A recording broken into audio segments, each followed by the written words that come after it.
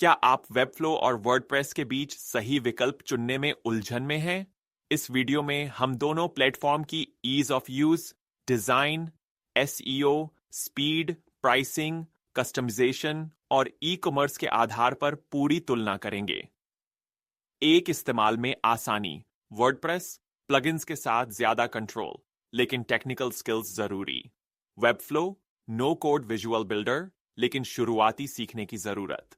निष्कर्ष, बिगिनर्स के लिए वेबफ्लो, एडवांस यूजर्स के लिए वर्डप्रेस बेहतर। दो डिजाइन और कस्टमाइजेशन, वर्डप्रेस थीम्स, प्लगइन्स और कोडिंग से कस्टम डिजाइन। वेबफ्लो पूरी तरह visual designing, advanced animation support. निष्कर्ष, डिजाइनर्स के लिए वेबफ्लो, डेवलपर्स के लिए वर्डप्रेस अच्छा। 3 एसईओ, स्पीड और परफॉर्मेंस। वर्डप्रेस एसईओ प्लगइन्स से ऑप्टिमाइजेशन पर, स्पीड प्लगइन्स पर निर्भर। वेबफ्लो क्लीन कोड और fast loading, inbuilt SEO tools. निष्कर्ष, वेबफ्लो तेज और एसईओ फ्रेंडली, लेकिन वर्डप्रेस में ज्यादा कंट्रोल।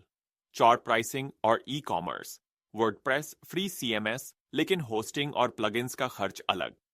वेबफ्लो होस्टिंग के साथ आता है, लेकिन महंगा हो सकता है। निष्कर्ष, बजट फ्रेंडली के लिए WordPress, all in one solution के लिए वेबफ्लो। आपके लिए कौन बेहतर है? अगर आप बिना कोडिंग के डिजाइन चाहते हैं तो वेबफ्लो। अगर आपको फ्लेक्सिबिलिटी और कंट्रोल चाहिए तो वर्डप्रेस बेस्ट रहेगा।